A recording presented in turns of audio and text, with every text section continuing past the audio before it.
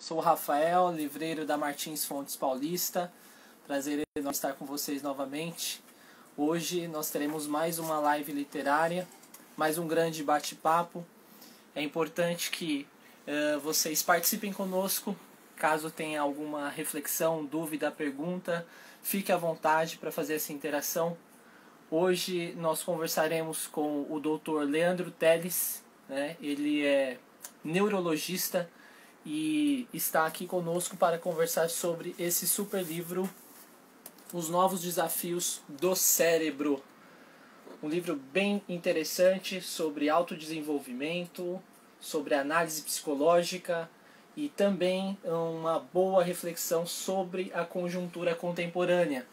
Um mundo estafante, um mundo cheio de multitarefas e como lidar com essas novas situações. É importante dizer para vocês que esse espaço da live literária ele é extremamente democrático, aberto a todas as ideias, e a proposição primeira é construir cultura e disseminar conhecimento a todos. Tá? É importante dizer para vocês que o acervo da Martins Fontes Paulista ele está super caprichado, tem mais de 200 mil títulos disponíveis à pronta entrega e também no nosso site martinsfontespaulista.com.br. Caso você queira participar do nosso super sorteio para concorrer a um exemplar deste livro, é só curtir a nossa publicação no feed, seguir o Instagram da Martins Fontes Paulista e o Instagram do Leandro, tá? E marcar um amigo. É interessante que vocês participem porque a leitura é muito profícua e vale demais a pena. Nós estamos aqui aguardando a entrada do Leandro para começar esse bate-papo.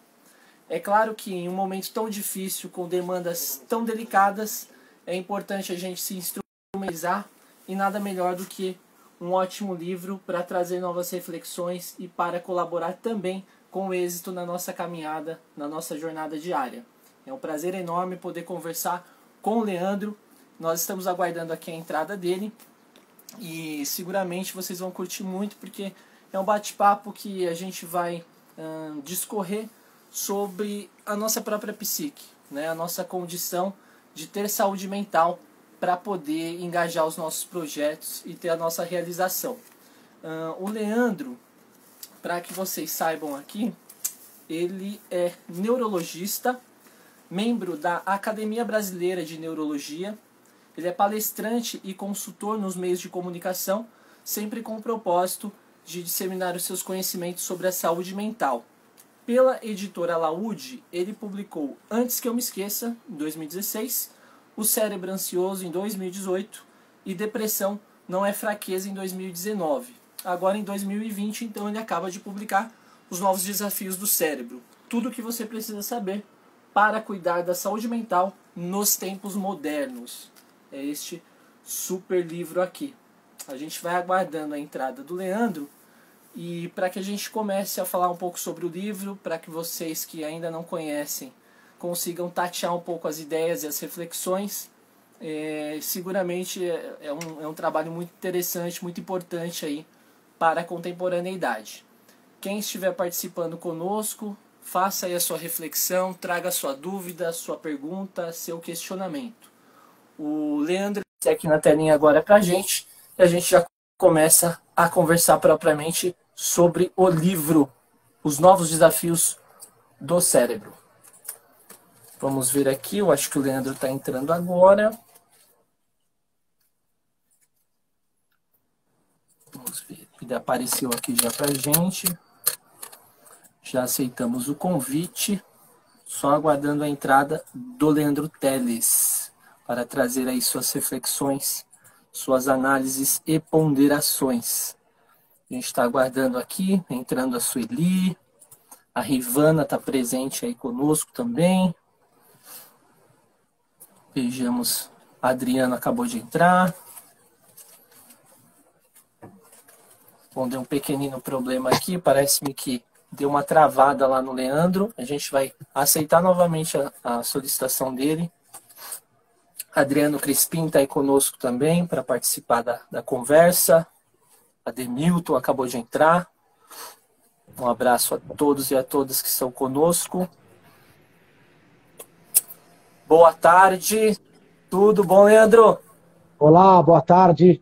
Espero que a minha imagem esteja chegando, o áudio. É um grande prazer falar com vocês da Martins Fontes. Tenho profundo carinho e admiração pela livraria Martins Fontes, uma referência, talvez uma das livrarias mais belas, mais poéticas e mais importantes aqui de São Paulo. Já tive o prazer de lançar livros ali e estou à disposição de vocês. Leandro, muito grato aí pelas palavras.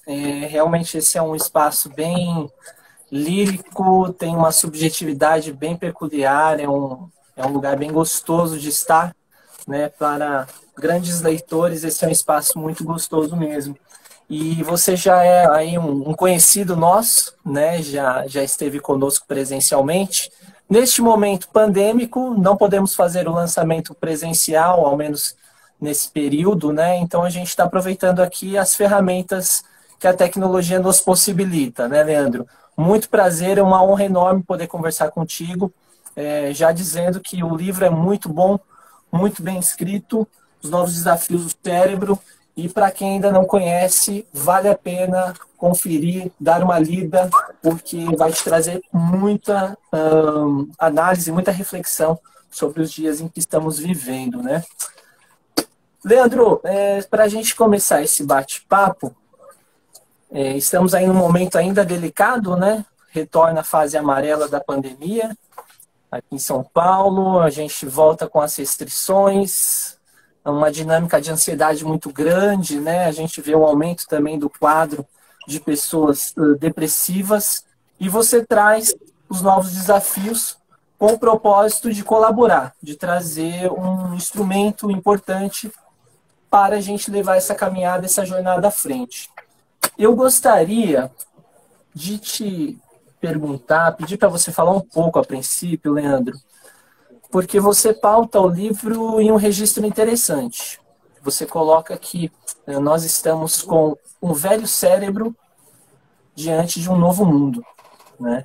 Existe uma disparidade entre essa questão biológica, essa questão estrutural anatômica e as demandas do capitalismo, as demandas do cotidiano. Pode falar um pouco para a gente, primeiro, desse panorama, esse descompasso entre o nosso cérebro e a contemporaneidade?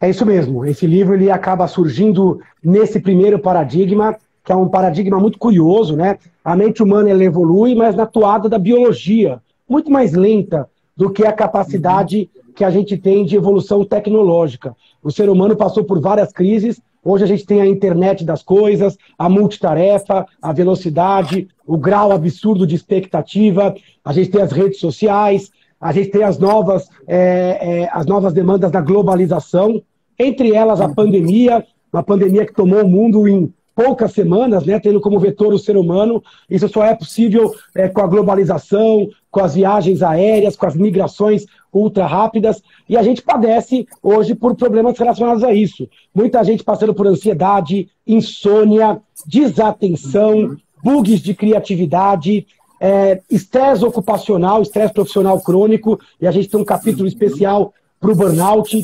Então a gente queria produzir uma espécie de manual do usuário, um pouco pretensioso, mas a gente recebe o nosso cérebro e ninguém nos ensina a utilizá-lo da forma correta, os seus limites, os seus bugs, os nossos pitfalls. Então o livro ele é uma provocação, ele chama a gente para o enfrentamento e discussão do autoconhecimento, e ele é muito pragmático. Ele acaba cada capítulo com dicas bastante práticas de prevenção e resolução, para que a gente não pareça uma espécie mimada, reclamando das questões universais, sem absorver o nosso grau de responsabilidade com relação a isso.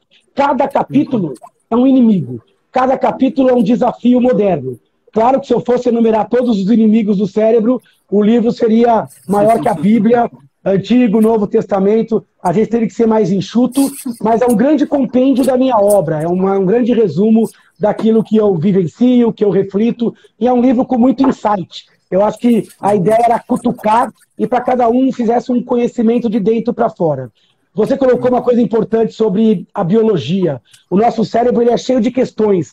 ele é apegado à recompensa imediata, o nosso cérebro ele é amedrontado diante do novo, o nosso cérebro ele é um cérebro que tem dificuldade de lidar com o excesso de informação, mas a gente cai de paraquedas na contemporaneidade. Por isso que existe um conflito do nosso velho cérebro sapiens biológico, que tem mais ou menos 200 mil anos e que evoluiu muito pouco biologicamente de lá para cá, e um mundo profundamente transformado pela nossa tecnologia sapiens. O mundo mudou tanto com o ser humano nesses últimos minutos de história da humanidade que a gente não teve sequer tempo de perceber o que tem nos atingido. Perfeito. É interessante porque você menciona, né, essa nova conjuntura, o advento das tecnologias, muitas ferramentas, as demandas são imensas, e eu gostei muito porque eu desconhecia, existe um dado momento ali do livro que você traz especificidades e as peculiaridades do cérebro, que impressiona muito, especialmente a questão da energia, né, o quanto ele consome de acordo com a proporção do tamanho dele, do peso dele. Tu pode trazer um pouco para a gente assim, essas peculiaridades do cérebro, por que tão especial, por que tão magnânimo e surpreendente? E aí a gente tem essa dúvida, você colocou muito bem. A gente acha que o cérebro é um órgão separado do corpo, né? A gente aprende sobre o fígado, a gente sabe cuidar dos músculos, a gente sabe um pouco do coração, mas o cérebro parece algo dissociado. O cérebro é um órgão do corpo, padece por todos os problemas físicos e emocionais, e o cérebro ele tem algumas peculiaridades que têm que ser muito respeitadas. Primeiro porque o cérebro ele pesa 2% do nosso peso, então uma pessoa de 70 quilos vai ter um cérebro de 1,5 kg, mas ele consome de 1/4 a 1/5 da energia. Ele recebe 1/4 do sangue pelas carótidas e vertebrais. Ele está numa situação absolutamente peculiar. Ele está em cima, justamente ao alcance das mãos, né? Como se fosse uma guarda alta de um boxer. Ele é um dos poucos órgãos cercado de osso por todos os lados. Tem um sistema imunológico próprio. Por que será que o cérebro ele é tão... ele tem tanta regalia? É porque o cérebro é a vida. A humanidade, ela pesa toda 1,5 kg. A gente tem a vida toda colocada dentro do cérebro. Todo o resto é estrutura para carregar ele para cá e para lá, para encurtar a fibra muscular e interagir no mundo, mas a humanidade está aqui. Justo está ali que se há morte cerebral, existe a morte geral. Quando o cérebro para, quando ele jaz inerte, sem possibilidade de reversão, você pode, inclusive, doar os seus órgãos, porque não existe mais vida. Aí alguém pode advogar, mas tem seres que não têm cérebro, né? Mas não são seres sapiens, não são seres pensantes, nem que transcendem o tempo, passado, presente e futuro, e nem que têm o espectro de consciência ou o domínio da linguagem. Então é muito importante as pessoas entenderem que o cérebro ele é extremamente cuidado e que as doenças do cérebro desarranjam o corpo. Como ele é o maestro, se você tiver uma depressão mal gerenciada, uma ansiedade mal gerenciada, se você não cuidar dos seus ritmos biológicos, você vai padecer justamente com o adoecimento do seu maestro. E a sua banda vai desandar. Você vai ver que você vai ter sintomas cardíacos, pulmonares, sexuais, musculares, você vai ter fadiga, você vai ter distúrbios à distância. Então o cérebro ele precisa de um pouquinho mais de protagonismo e a gente precisa ensinar mais a cuidar do cérebro. A gente aprendeu muito a cuidar da alimentação, a gente aprendeu a cuidar do corpo, a gente aprendeu a cuidar de outros órgãos, mas do cérebro a gente ainda escorrega. É muito multitarefa, a gente não aprendeu a cuidar de expectativa e frustração, a gente não aprendeu a reconhecer a dor alheia, a gente não trabalha bem a nossa empatia. E o livro, ele é quase como uma homenagem ao cérebro. Ele é de cabo a rabo, mostrando como o cérebro merece essa posição de sofisticação e de proteção biológica. Sem dúvida, e a gente sente isso, né, na leitura. Inclusive, a Ângela, há pouco aqui, comentou, né, que você conhece muito e tem uma explanação muito acolhedora, né? E esse acolhimento a gente observa especialmente na linguagem, né, Leandro? Porque você é neurologista, você trata de questões muito peculiares, específicas, por vezes, né, com desdobramentos técnicos muito profundos, mas a linguagem ela é muito democrática, né? você coloca de maneira muito horizontal, muito elucidativa, fácil de entender. Você teve essa preocupação quando formulou o livro? Você queria realmente disseminar para o maior número de pessoas? Você pensou nesse aspecto de uma maneira detida, Leandro?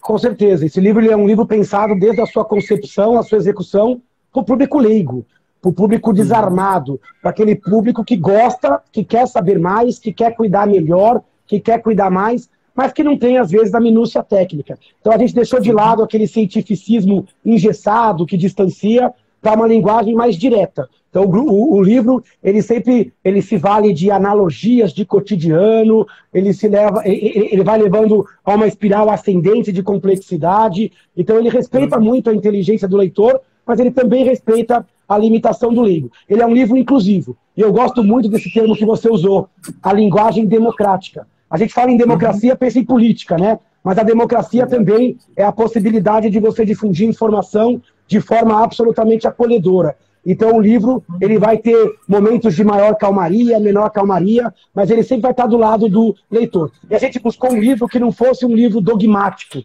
onde colocasse verdades a ser engolidas de fora para dentro. Ele é um livro reflexivo e que aceita o próprio contraditório e respeita o conhecimento prévio da espiritualidade, das outras ciências, da antropologia, da própria filosofia. Então ele é um livro que desde o começo ele brinca até com a sua incapacidade de dar conta do tema. Ele é muito mais ambicioso do que ele poderia ser e ele brinca com isso. Então eu acho que democratizar o conhecimento é papel do médico. O médico ele é um educador.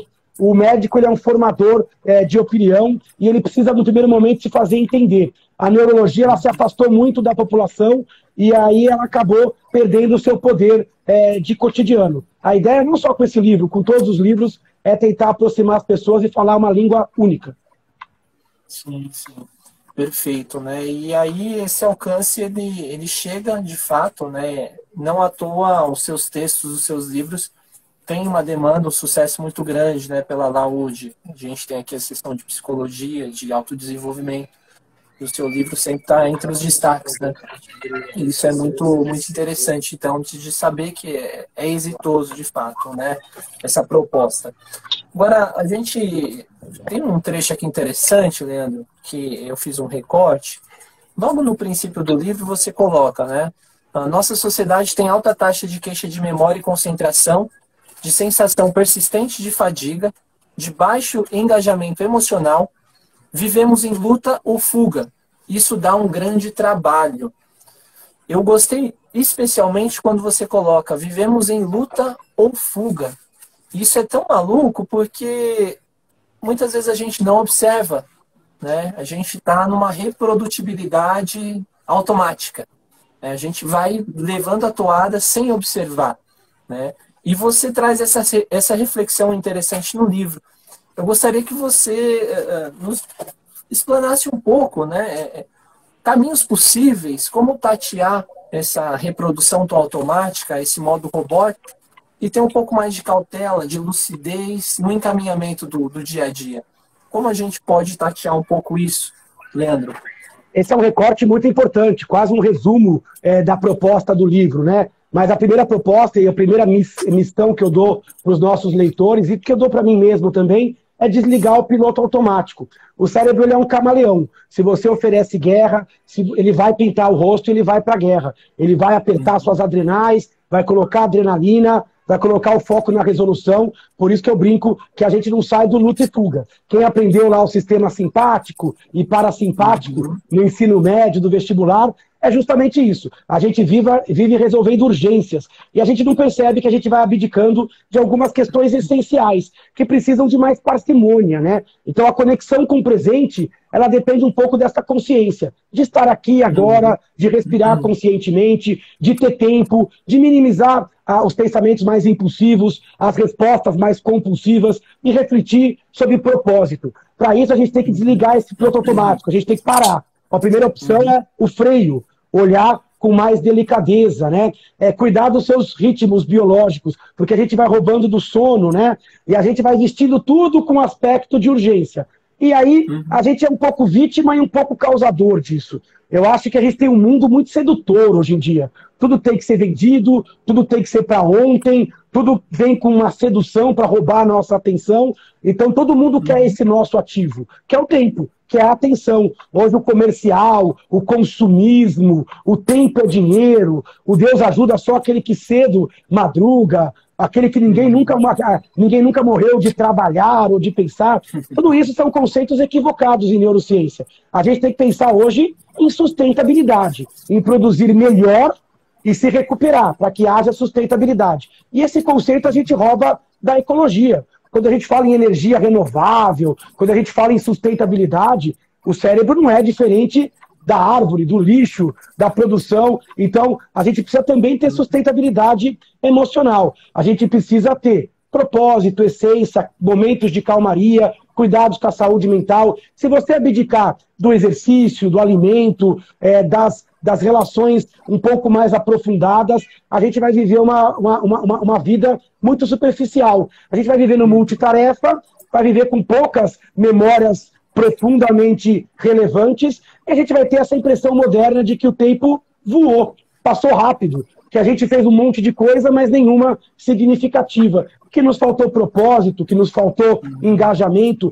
A gente vai viver em conversas de elevador, a gente vai viver resolvendo problemas efêmeros e que talvez nem sejam realmente nossos, né? A gente vai continuar brigando batalhas na periferia do nosso jardim, da nossa essência. A gente precisa fazer o caminho de volta, que é voltar, entregar mais qualidade, entregar por mais tempo. Por isso eu brinco no primeiro capítulo falando que a gente precisa de muito mais monotarefa, muito mais integração, memórias de muito mais qualidade. Porque fazer muito de forma superficial, isso é a receita para ter uma biografia rasa, onde você fez e não fez, e se consumiu. E esse boleto vai vir na forma de depressão, de ansiedade, de burnout, de frustração. Então eu acho que é uma reflexão muito importante. A luta-fuga é importante, mas é de vez em quando. O modo ansioso é importante, mas é de vez em quando. Ele tem que entrar, ele tem que sair. Ele tem que ser aquele tuning, aquele modo tunado do carro, né? Aquele nitro que o cara usa de vez em quando, mas é insustentável a longo prazo. Hoje a gente está no modo nitro continuamente. Obviamente que a gente vai sobrecarregar as peças, porque é um modo que não é um modo sustentável. Então a gente arrebenta a máquina e depois aparece com os transtornos típicos do mundo moderno. Eu até falo no livro que quando o problema é individual, a gente tem que buscar razões individuais. Mas quando o adoecimento é coletivo, e hoje o adoecimento é coletivo, os números em saúde mental são coletivos, a gente tem que olhar para a sociedade que a gente criou. E nesse momento, Leandro, você, por ser um profissional da área da saúde, né, neurologista, e acompanhando de perto, né, na linha de frente das problemáticas contemporâneas de saúde mental, eu queria te perguntar como que você vê esse quadro, especialmente pós-pandemia, ou melhor, pós o início da pandemia. Você viu um aprofundamento dos casos de problemas psíquicos? Você vem acompanhando isso? Dá para sentir? Eu também ouvi dizer, né, tateei algumas coisas que há uma outra problemática também, que é o receio das pessoas irem buscar esse auxílio, né, da saúde mental por conta da conjuntura viral, pandêmica, né? Como que você está acompanhando isso, esse panorama contemporâneo aí, Leandro, da saúde mental? As duas colocações são verídicas, diria até as três colocações, e são um barril de pólvora, né? Então a gente tem, primeiro, uma maior observação com relação a sintomas psíquicos. Pessoas que mesmo pré-pandemia já estavam em ritmos de ansiedade, depressão, insônia, tiveram mais clareza desses sintomas nesse momento, porque a gente foi obrigado a parar, a dar um freio, a olhar mais para si, olhar mais para as pessoas que convivem com a gente, então existe uma percepção maior em saúde mental. Também nunca se falou tanto em saúde geral e também em saúde mental. Então esse abrir de olhos leva a um aumento da percepção universal. Mas existe sim também uma piora real. As pessoas têm um risco maior de compulsão, números do CDC norte-americano, que tem uma produção um pouco mais rápida do que a nossa brasileira de números, já mostrou um aumento da taxa de consumo de álcool, de sintomas depressivos e melancólicos, de sintomas de ansiedade. Então existe uma resposta aguda ao estresse, medo de infecção, medo da crise econômica, polarizações políticas, conflitos interpessoais, porque as pessoas estão muito mais juntas daquelas pessoas que convivem, tem um cerceamento de válvulas de escape, a gente não está conseguindo se exercitar, nem trabalhar nossa espiritualidade, às vezes nem a nossa profissão. A gente tem uma culpa, porque se sai, carrega a culpa, se fica, carrega a culpa também na questão profissional. Então, a gente também tem uma coisa que é a compaixão, a gente sofre por compaixão. Quando o mundo vai mal, o ser humano vai mal, mesmo que a infecção não chegue em mim, eu sofro pela mortalidade, pelo número de acometidos, pelas as escolhas. Então, essa ansiedade, ela está aumentada. E aí você colocou uma coisa muito importante. As pessoas também estão com mais medo de buscar ajuda. E aí, por isso que eu falei que é um barril de pólvora. Você aumenta o sofrimento humano, interpessoal, e dificulta o acesso. Então, a gente tem que quebrar esse paradigma. Primeiro, não é motivo de vergonha, não é motivo de fraqueza e nem de decepção. Se você é homo sapiens sapiens, você tem um risco de depressão, ansiedade. Se você sofre no momento de pandemia, é possível que você seja uma pessoa inteligente, empática, porque quem não sofre é possível que não esteja percebendo o tamanho da encrenca que a gente tem passado com a pandemia, que dobrou os joelhos da saúde pelo mundo afora. Então isso não é motivo de vergonha, se não for um motivo até de orgulho, mostrando que você não é um robô, e sim você é um ser humano e que se preocupa além dos limites do seu cercadinho. Então isso é uma coisa muito bacana. E existem muitas formas de buscar ajuda. Telemedicina que está liberada, a telepsicologia que nunca cresceu tanto, então você pode buscar ajuda, começando por um amigo, por um colega. Lembrar que o nosso problema é a proximidade, mas não é a proximidade afetiva, é a proximidade física. Você pode buscar proximidade afetiva com tecnologia, com assertividade, não fique sem medicamentos, busque tratamento médico, mantenha o seu equilíbrio. Então é muito importante que as pessoas fomentem saúde todo o tempo. E tem que lembrar que a pandemia ela vai se atenuar, porque as vacinas estão chegando, vai ajudar no enfrentamento. O vírus também, lógico que ele vai se acomodando na natureza, uma vez que você vai tendo o padecimento dos mais vulneráveis e vai tendo a imunidade mais coletiva, mas a saúde mental ela segue. Então, às vezes você tem 1, 2, 3 anos de percepção de estresse pós-traumático, de fobias, de medos, de ansiedade, de depressão. Então é muito importante a gente ter uma força-tarefa. E aí fica o recado também para os governantes. É importante, além de toda a questão sanitária e infecciosa, que a gente tenha cada vez mais saúde mental. Melhores medicamentos na rede do SUS, mais psicólogos, mais projetos de educação e de esporte para que haja prevenção e que haja muito mais orientação em termos de saúde mental. E eu acho que isso vai ser um legado, um grande ganho no pós-pandemia. O que você salienta é importantíssimo, Leandro, porque muitas vezes é um diálogo que não chega, né? É uma reflexão que não chega até a pessoa, e aí também há uma forma de se encasmurrar, né? Fecha-se em si mesmo e aí o sofrimento só agiganta. Eu recordo-me de uma frase que eu ouvi muito interessante há muitos anos atrás, que diz, né? Nem todo mundo precisa de terapia, mas todo mundo merece. Então, eu acho, assim, achei formidável a pessoa queridíssima que me falou isso, e é bem por aí. Quem começa a se encaminhar por esse lado sabe a importância, né, o quão preponderante é. Entrando um pouco em específico nesse aspecto, né, do desdobramento psíquico, Leandro, você, em um dos capítulos, traz algo muito bom, né, e bem elucidativo, que você vai falar especificamente da depressão, né? Depressão e a distinção, né, da tristeza para a depressão. É um momento também que a gente vê muito uma espécie de romantização, né, do estado de depressão. Parece que é bacana externar isso em rede social. Em contrapartida, também existe um outro polo que banaliza, diz que não é coisa nenhuma, que isso é frescura e etc. Leandro, eu queria que você falasse um pouco para a gente, né, as especificidades, o que difere uma tristeza comum da depressão, quando buscar essa ajuda, quando se faz necessário, né, quais são os sintomas, quais são os atravancamentos que precisam acontecer para a gente ir buscar uma ajuda, né?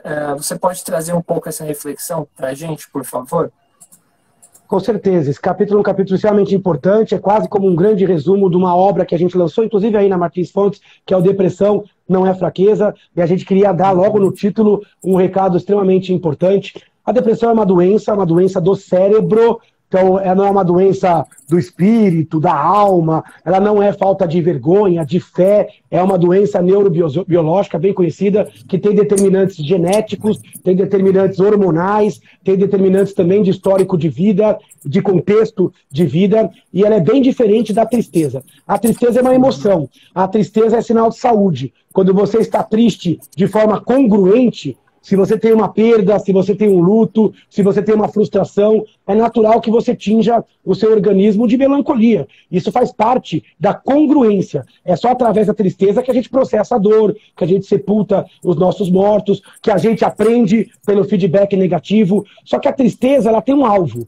Ela é proporcional a esse alvo. Ela dura um tempo e ela precisa passar. E a tristeza, ela nos faz melhor. A depressão ela é muito mais que a tristeza. A depressão ela é uma tristeza profunda, patológica, persistente. Na depressão, além da tristeza, você tem uma franca desesperança, uma perda da capacidade de sentir prazer em coisas que davam prazer. O quadro clínico ele é muito mais arrastado, passa de 2 semanas, podendo durar até anos, né? Você tem uma franca maximização de tudo que é negativo, um franco encolhimento de tudo que é positivo, e o resultado não é o amadurecimento, não é o processamento. Na depressão, a espiral é descendente. A pessoa ela começa a perder rendimento, ela começa a ter problemas escolares, problemas de relacionamento, problemas profissionais. Então, para resumir bem, depressão é uma doença, é um conjunto de sintomas que perdura por mais que 2 semanas, altera a forma de rendimento, ou não tem razão aparente, ou é desproporcional. Então o cérebro ele jaz incongruente, os mecanismos de recompensa não funcionam bem,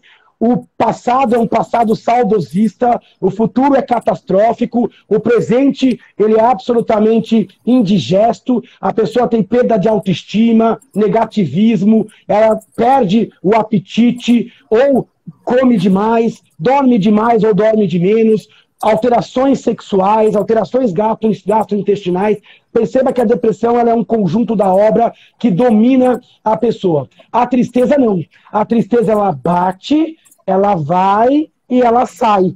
Eu, quando meu time perde, eu fico triste. Se eu perco dinheiro, eu fico triste. Se eu sou assaltado, eu fico triste. Dali 2 semanas, o meu corpo está funcionando normal. Eu não estou com uma inabilidade, eu não tenho alguma coisa persistente. Então, tristeza é sinal de saúde. Depressão é sinal de doença. Agora, um dos principais sintomas da depressão é a tristeza. Não tristeza normal. Tristeza âncora, não ferramenta. Então é importante olhar para si, olhar para o outro. Se você perceber uma dificuldade de sentir o mundo, uma dificuldade de refletir sobre o mundo e uma dificuldade em reagir ao mundo, se você percebe que a sua reação ela está tingida pela melancolia de forma persistente, não é aquele blues que dura 1, 2 horas e vai. É alguma coisa que vem e fica e ele vai me consumindo, me transformando. É hora de buscar ajuda. A depressão é uma doença como qualquer outra. É uma doença que não tem que ter esse preconceito todo.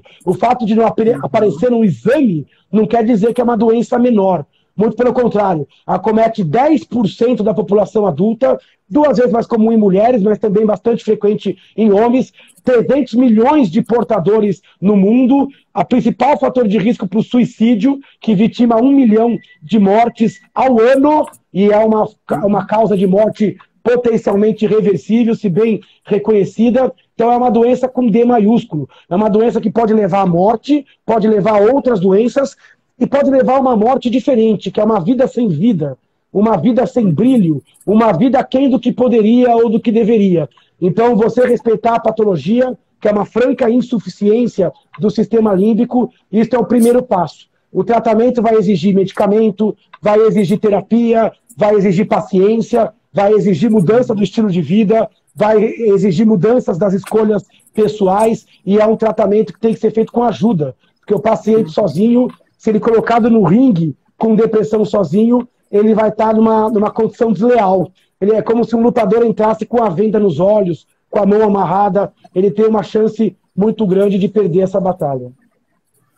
É algo extremamente sério, né, e muito gigante, né, o tamanho do problema e os desdobramentos dele. É importante você elucidar para a gente mesmo, doutor Leandro, porque às vezes a gente não tem noção, né, nessa coisa tão rasa do dia a dia, do senso comum, a gente não tem essa ideia da dimensão, né.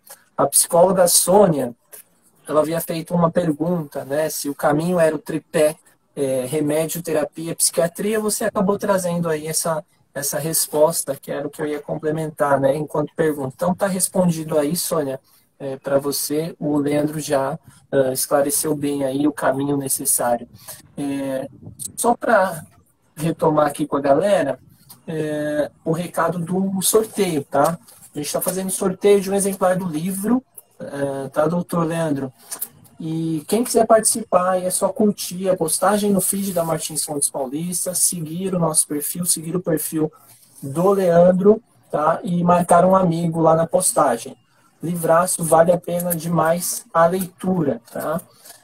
Você tinha falado do burnout, Leandro, e a gente conversou também sobre isso com a Isabela Camargo, mais de mês atrás, e ela traz reflexões muito interessantes.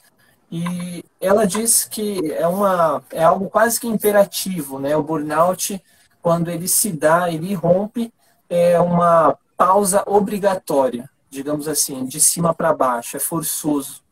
E ela falou quão preponderante é a gente conseguir por nós mesmos ter a autonomia de fazer essa pausa, né? Essa pausa contemplativa, essa pausa humanizante.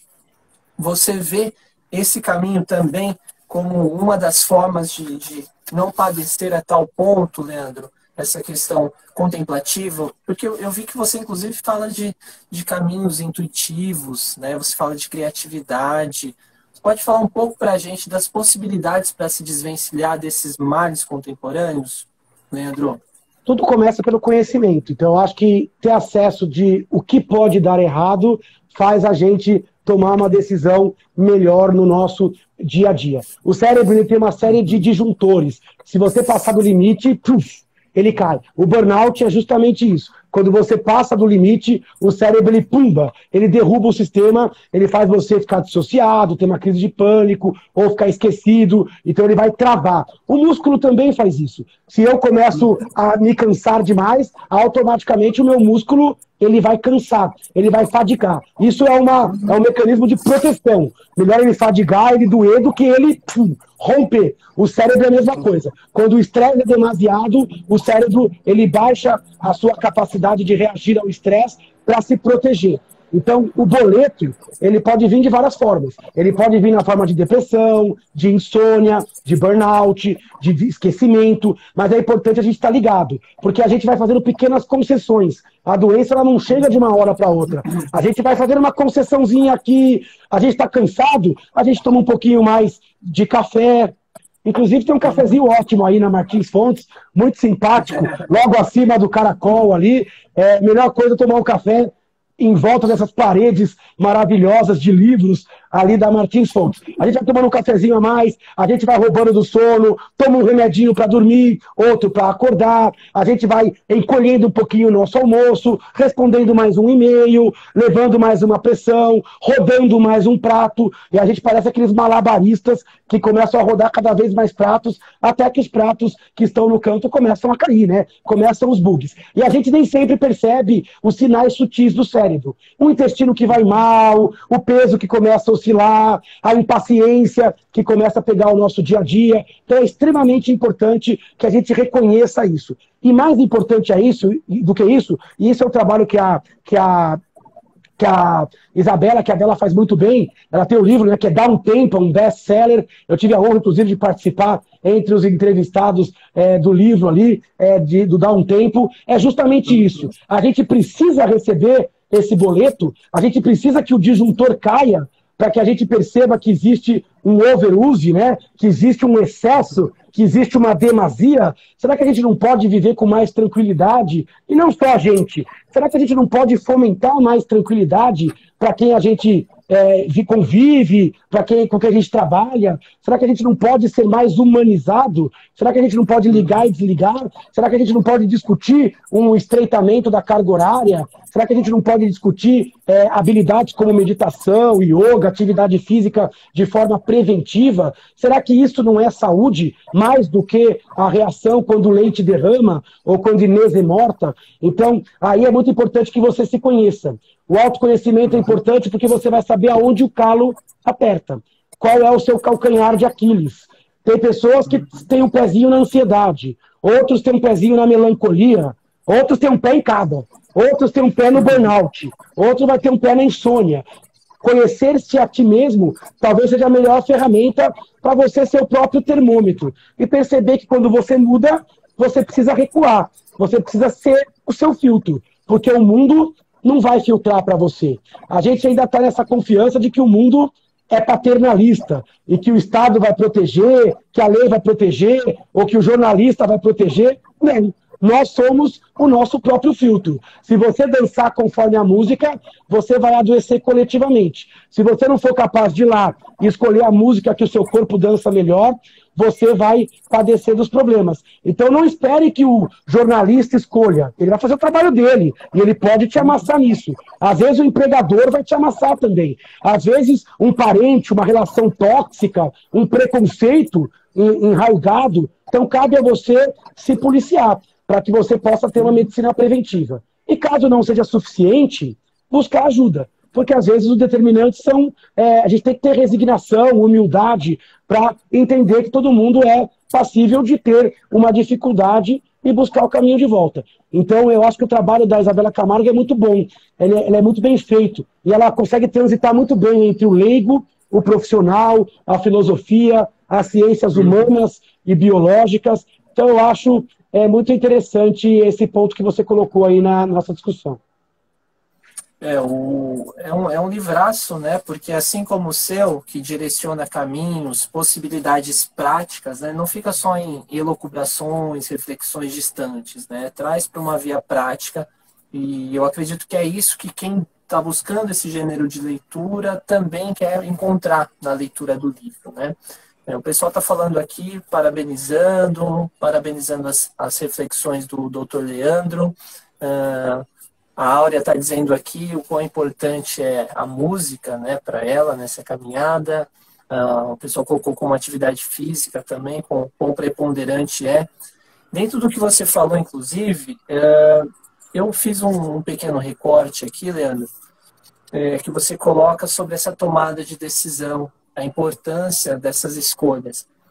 Você coloca mais ou menos assim, você coloca exatamente assim, ó, deixar a passividade de quem é fruto dos tempos para a atividade de quem enfrenta a vida com o leme na mão.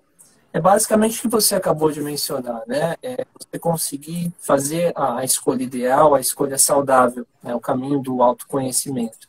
Isso é importante, mas que diante também desse mundo tão multitarefado, fica por vezes difícil.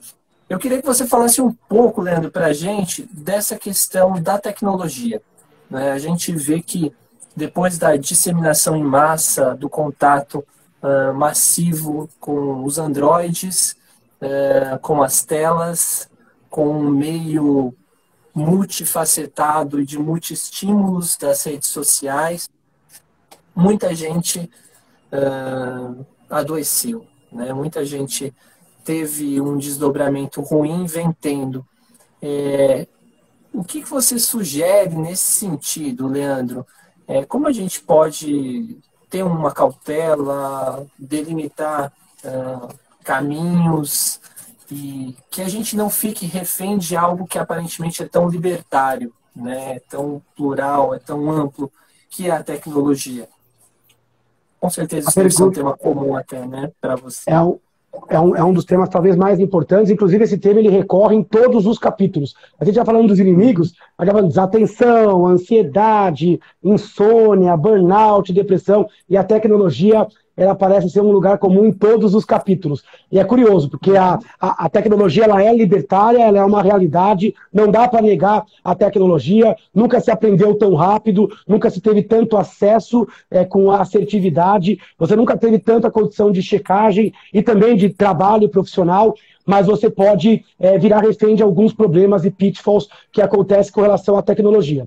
O primeiro deles é a multitarefa. Quando você tem um smartphone ou a internet das coisas, você está sempre com uma aba aberta em demasia. Você pode ser encontrado por um problema que não te encontraria se você não tivesse ali conectado, né? E também a velocidade da tecnologia é uma velocidade sobre-humana. É uma velocidade muito rápida, o cérebro precisa de tempo para ele saborear a informação. Então a velocidade, a quantidade e a apresentação simultânea torna o cérebro um pouco confuso. As coisas parecem efêmeras demais. O que era verdade não é mais. Apenas um e-mail, um WhatsApp, tudo pode mudar. Inclusive, esse é o lema da CBN, uma rádio de notícias, que deixa a gente pilhado, né? Então, a gente está sempre nessa luta-fuga. Então, o primeiro cuidado é com sobrecarga de informação.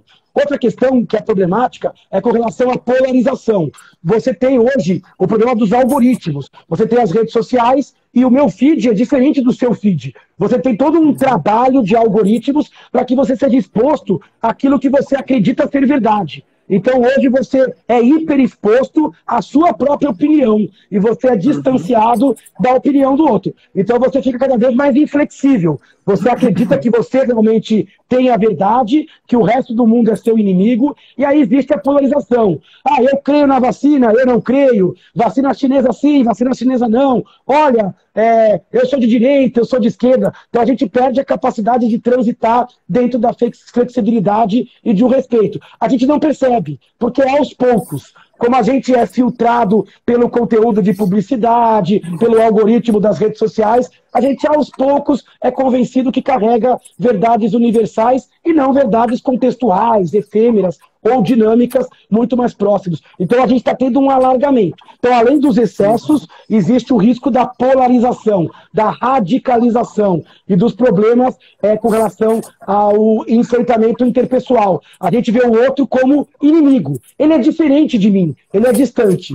Só que quando você compra um café e começa a comer um bolo de milho, você vê que todo mundo pensa parecido. Que ninguém é tão polarizado, porque essa é a nossa humanidade. Só que a gente parece distante por conta da tecnologia. Outro problema importante é a rede social. A gente é filtrado, a gente é apresentado a um mundo de expectativa muito alta, onde as pessoas são experts, onde as pessoas são perfeitas, onde as pessoas são belas. Isso me coloca como uma autoestima mais baixa. Minha expectativa fica inalcançável, eu não consigo entregar aquele mundo filtrado. Eu vejo 5, 6 cliques. Esses dias o pessoal me falou assim: Leandro, eu te sigo nas redes sociais e é impressionante, a sua filha é um amor, ela está sempre rindo. Eu falei, caramba, ela tá sempre chorando, é que eu só posto ela rindo. Então a impressão do outro é que a minha filha só ri, que ela só é feliz. Eu falei, pô, por isso que a grama parece sempre verde demais, né? Então cuidado com cliques, com filtros, com hashtags, cuidado porque você pode estar sendo apresentado para um mundo absolutamente irreal, o que torna o mundo de cada tela complicado. Mas eu vou um pouco além. Além disso, a gente tem o uso compulsivo. Como a internet ela é muito sedutora, ela rouba muita energia, muito tempo. A gente deixa de fazer atividades físicas, espirituais, conversar, abraçar, agarrar. Hoje está proibido, mas pode no futuro próximo. Então a internet, ela compete com a vida do lado de cá. A gente entra num joguinho e recebe uma compulsãozinha ali. A gente está fazendo aquele movimento, que é o movimento que lembra os caça-níqueis de antigamente, né? A gente faz o movimento e pumba, recompensa. Movimento, recompensa. A vida real ela é muito diferente. A recompensa não é igual. Aqui na vida real não tem continue, não tem vida infinita, então a gente tem que tomar cuidado. Seja pelos jogos, seja pela tecnologia, existe ali um prisma. Então, se a gente unificar tudo isso, a gente percebe que o excesso de tecnologia pode fazer mais mal do que bem. Ele pode mais nos escravizar do que nos libertar.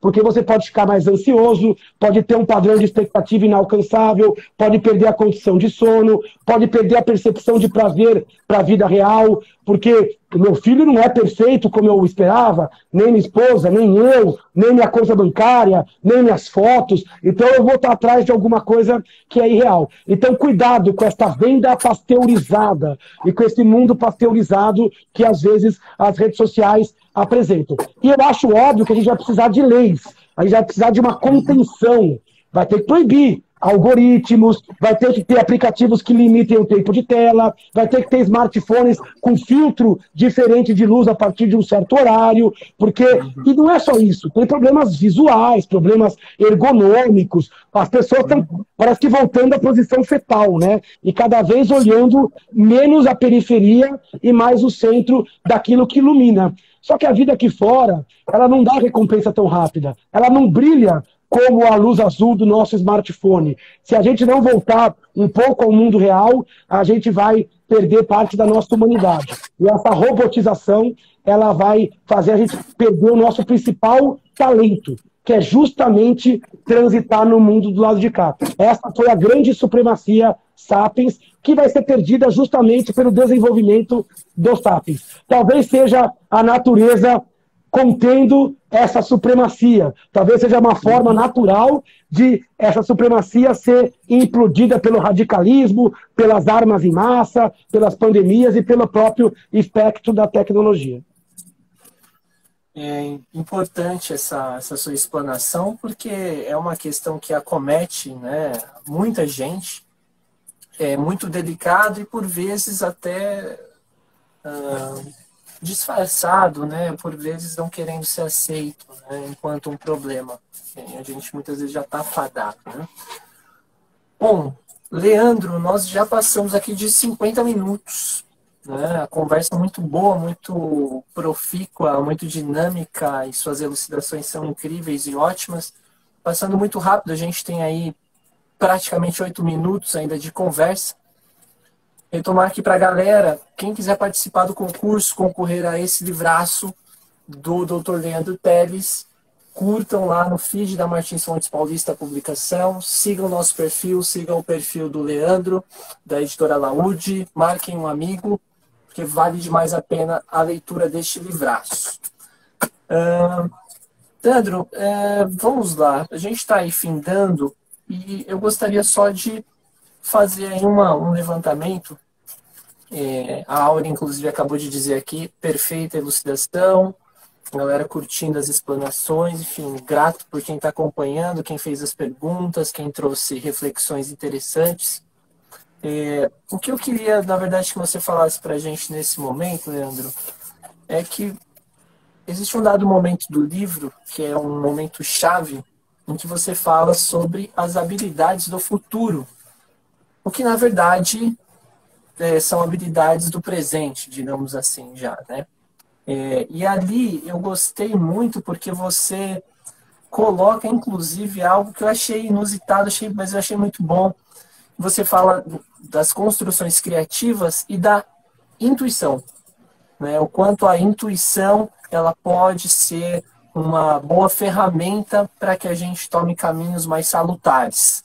Mas você pode falar um pouco para a gente, então, Leandro, o que são essas habilidades do futuro /presente e como podemos desenvolvê-las? Pelo menos dar um gostinho para a gente, para quem ainda não leu o livro também, se entusiasmar para fazer a leitura. Pode falar um pouco para a gente disso, Leandro? Esse livro, esse trecho do livro é um trecho que eu gosto bastante. A gente fala de habilidades e a gente brinca com esse termo futuro, não é o futuro da humanidade, é o nosso futuro. Eu até abro o capítulo falando que daqui em diante tudo é futuro. Quer dizer, daquele ponto em diante começa o futuro. E aí eu gostei que você colocou futuro barra presente, que é justo isso. Essas habilidades a gente precisa desenvolver cada vez melhor. Começamos com a criatividade, e aí você colocou um ponto importante. A gente coloca primeiro a questão da tolerabilidade ao erro. A gente vive numa sociedade que não tolera o erro. A gente aponta o erro, a gente é muito crítico. A pessoa, às vezes a gente julga rápido uma foto, uma imagem, e já fala, opa, você errou. Essa frase você colocou errado. Só que o erro é justamente o que define a nossa humanidade. A gente tem que alertar o erro, mas entender que o erro faz parte do processo. Quem está acertando demais é porque tem alguma coisa equivocada. Talvez esteja dentro da sua zona de conforto, não está trabalhando no limite da sua potencialidade. Porque se você estiver no limite, você vai estar errando e vai estar aprendendo para poder errar mais no seu futuro. Então, a primeira coisa é a tolerância ao erro.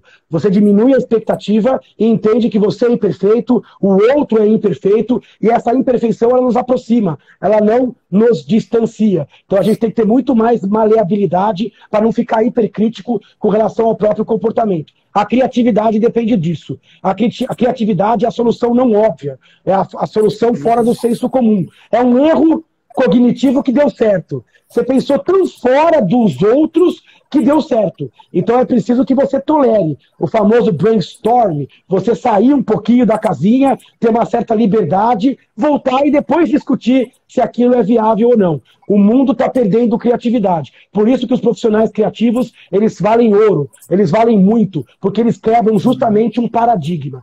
E para ter criatividade, você tem que tolerar o erro. Você tem que ter o arcabouço daquilo que foi visto, você tem que ser uma pessoa muito inspirada com outras artes. Se você for muito segmentado, você não é criativo. E quando eu falo de insights e de intuição, eu não estou falando da questão filosófica. A intuição, o sexto sentido, não. Eu estou falando do nosso cérebro mesmo. Muita coisa o cérebro processa em segundo plano. Ele processa sem informar, em termos de linguagem. A gente fala assim, nossa, eu estou com uma sensação de que aquele caminho é ruim, de que essa pessoa não é uma pessoa legal. Por que você achou isso? Eu sei lá, mas eu achei. Isso é o seu cérebro te informando, sem linguagem. Mas por que eu escolhi uma camisa de uma cor ou outra? Isso é insight, é memória não verbal, isso é criatividade, é intuição. A gente tem que respeitar isso.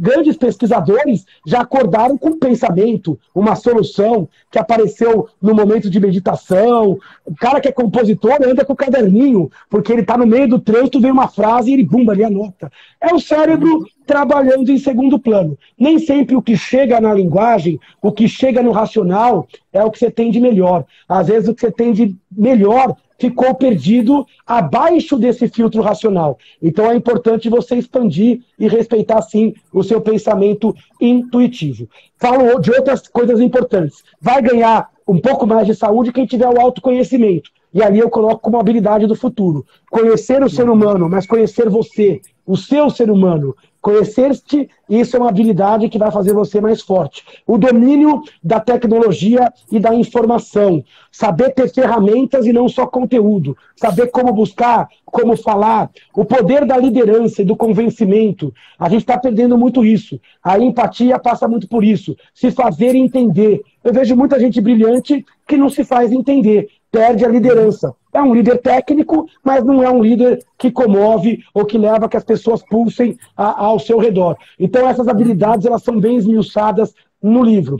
Tem uma outra parte que eu gosto muito do livro, já que a gente está se aproximando do finalzinho, que é uma parte sobre as fadigas modernas. Quando a gente fala sobre a questão energética, eu acho muito importante discutir a fadiga da decisão, do custo energético dos nossos papéis sociais, da fadiga circadiana. Por que eu acordo de um jeito e vou dormir do outro? Por que eu acordo low carb, eu acordo querendo fazer exercício e ser um super pai, e eu durmo abraçado numa pizza, assistindo Netflix? Quer dizer, o que acontece durante o meu dia que o meu cérebro é um e ele é outro quando eu estou ao final do dia? Então o livro ele traz essa provocação. Eu acho que é um livro que mereceria, talvez, outras discussões, mas a gente tentou elencar as principais questões ali. E ele acaba sendo um compêndio de outras 3 obras que a gente publicou anteriormente. O Antes que eu me esqueça, o Depressão. Deu uma pequena travada aqui, o Leandro. Galera. Vamos ver se Desafios do cérebro. Retornou. Tá me escutando bem, Leandro? Tá me vendo Deu bem? uma travada, deu uma travadinha agora. Acho que agora voltou, né? Voltou aí, Leandro, beleza? Bom, galera, temos 1 minuto para findar aí o bate-papo. Leandro, muito grato pela generosidade, por você compartilhar todo o seu repertório, toda a bondade que você tem, né, em disseminar esses conhecimentos de uma maneira muito leve, muito democrática, muito aberta. O livro, ele seguramente ele é uma ferramenta importantíssima, né, para esse movimento de autoconhecimento, para esse engajamento de si mesmo. Quem não leu, vale demais a pena fazer a leitura. Curtam aí a publicação, participem do sorteio do exemplar do livro do Leandro. Leandro, obrigadíssimo. A Martins Fontes Paulista ficou muito contente aí com esse nosso encontro, com esse nosso bate-papo. Sucesso mais uma vez nesse excelente livro que você publicou, muito bem escrito, e terá todo o nosso carinho dos livreiros da casa para fazer as indicações. Muito grato, Leandro, grato à galera que nos acompanhou. Até mais ver, até o próximo bate-papo aí com mais uma ótima live literária. Leandro, muito grato, viu? Obrigado, Até bom mais ver. descanso a todos. Abraço. Até mais, galera. Um abraço. Fica gravada a live no nosso canal e no feed da Martins Fontes Paulista. Até mais ver. Boas leituras.